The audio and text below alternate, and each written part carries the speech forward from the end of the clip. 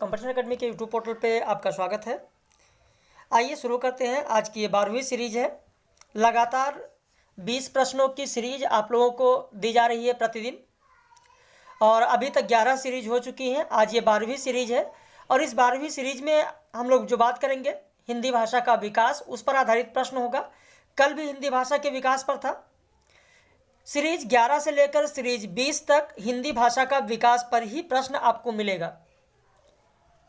इस समय मैंने अनाउंस भी किया है, आप लोग जानते भी होंगे कि केवीएस टीजीटी पीजीटी का भी बैच हमारे यहाँ प्रारंभ हो चुका है कल से।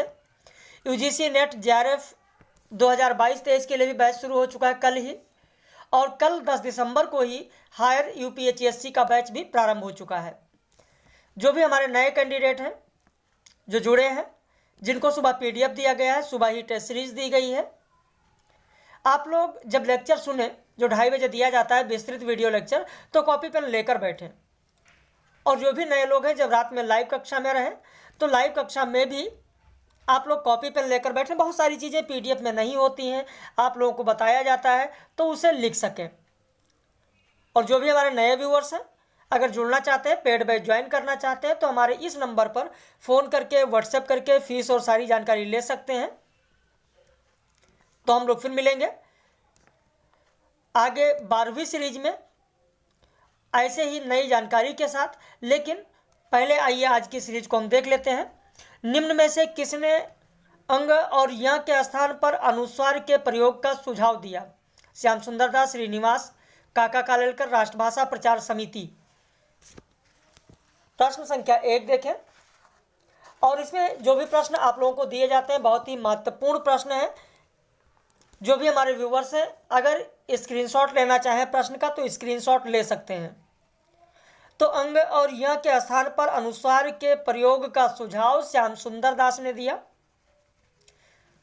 द्रविड़ परिवार के तहत किसे तमिल की छोटी बहन कहा जाता है? आपका उत्तर हो जाएगा बी, मलयालम को कहा जाता है। निम्न में से ब्राचड़ को किसने सिंधु देशोद्भव कहा है? ब्राचड़ को किसने सिंधु देशोद्भव कहा है? आपका उत्तर हो जाएगा मार्कंड ने। राजशेखर की जो रचना है कर्पूर मंजरी, उसका समस्त पद्य भाग किस प्राकृत में है? आपका उत्तर हो जाएगा बी, सौरसेनी प्राकृत में है। सौरसेनी प्राकृत में, ध्यान रखिएगा। अगला प्रश्न, किस रचना में कौशल की भाषा को अपभ्रष्ट कहा गया है? आपका उत्तर हो जाएगा ए, वर्ण रत्नाकर। वर्ण रत्नाकर में कौशल की भाषा को अपभ्रष्ट कहा गया है। स्क्रीनशॉट जरूर ले लीजिएगा या वीडियो रोककर जो भी नए लोग हैं वो लिख लें। बाकी जब 10 सीरीज हो जाती है तो हमारे जो पेड मेंबर्स हैं उन सभी लोगों को एक साथ कंबाइंड पीडीएफ उपलब्ध करा दिया जाता है। अवधि को दक्षिण कोसली किसने कहा है? माता प्रसाद पांडे, बाबूराम सक्सेना, हरदेव बारी, श्याम सुंदर दास। आपका उत्तर हो जाएगा माता प्रसाद पांडे ने अवधि को दक्षिणी कोसली कहा है। ब्रज भाषा के बारे में किसकी यह पंक्ति है कि भाषा ब्रज भाषा रुचिर कहाँ सुमित्र सब कोई? प्रश्न संख्या 7, आपका उत्तर हो जाएगा सी, भिखारी दास। दो प्रश्न एकदम मिलते जुलते हैं कि अवधि को दक्षिण कोसली किसने कहा है, और एक है बघेली को अवधि की दक्षिणी शाखा किसने माना है। इन दोनों प्रश्नों में लोग अक्सर कंफ्यूज हो जाते हैं, तो स्क्रीनशॉट ले लीजिए और ध्यान रखिएगा। बघेली को अवधि की दक्षिणी शाखा किसने माना है? उत्तर हो जाएगा ए, हरदेव बारी। बुंदेली शब्द की व्युत्पत्ति बूंद से किसने माना है? बद्री नारायण चौधरी, रामेश्वर प्रसाद अग्रवाल, गोविंद नारायण मिश्र, श्याम सुंदर दास।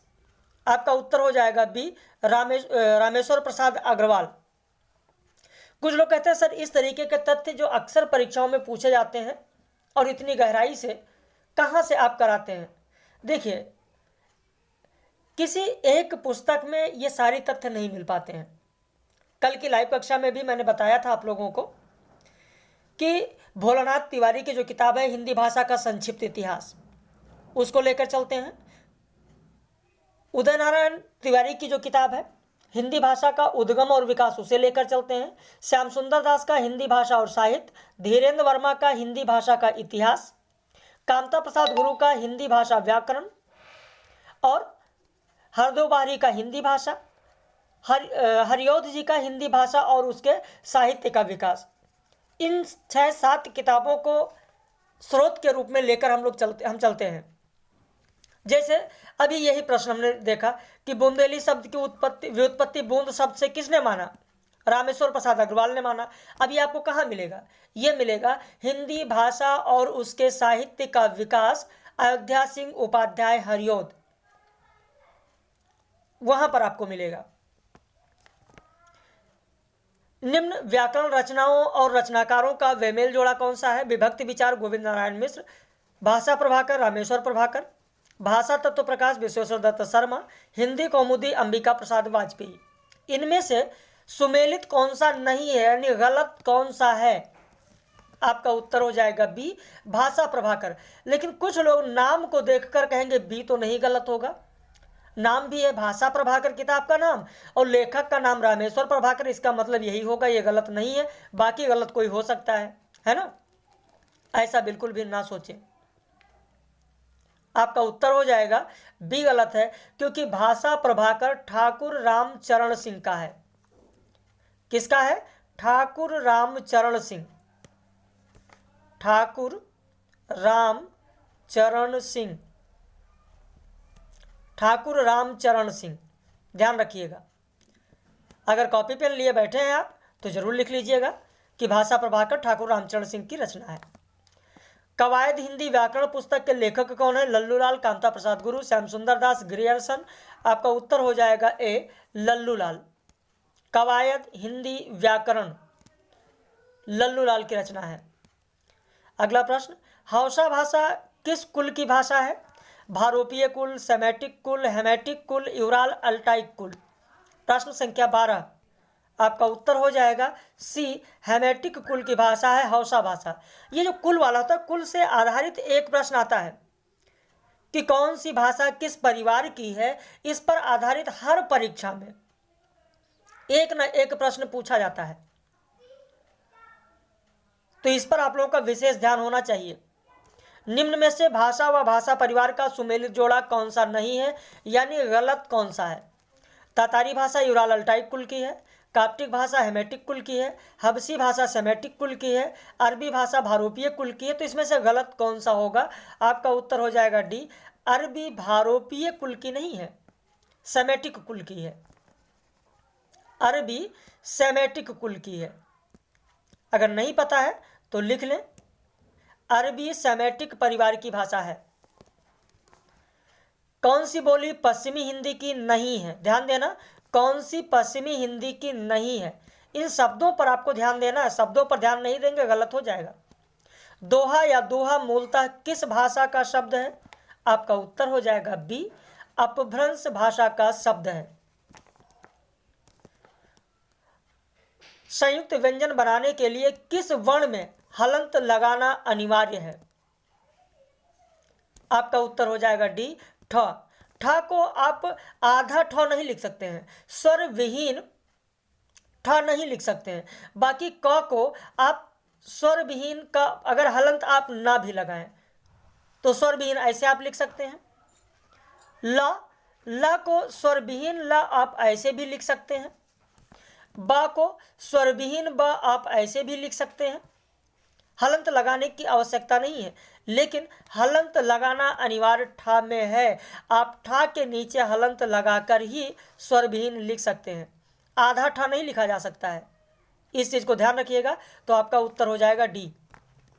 अगला प्रश्न, मानक हिंदी की आधार बोली कौन सी है? आपका उत्तर हो जाएगा ए, कौरवी। हिंदी वर्तनी पर पुस्तक लिखने वाले प्रथम विद्वान कौन से? प्रथम शब्द छूट गया था, मैंने आगे ब्रैकेट में लिख दिया है कि प्रथम विद्वान कौन है। आपका यहाँ पर उत्तर हो जाएगा डी, छत्रधारी सिंह प्रथम विद्वान है। पाली को किसने कलिंग की भाषा कहा है? पाली को किसने कलिंग की भाषा कहा है? आपका उत्तर हो जाएगा बी, ओल्डन वर्ग।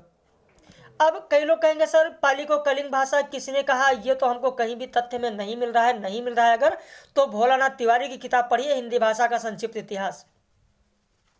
भोलानाथ तिवारी की जो किताब है हिंदी भाषा का संक्षिप्त इतिहास, वहां पर स्पष्ट रूप में लिखा गया है।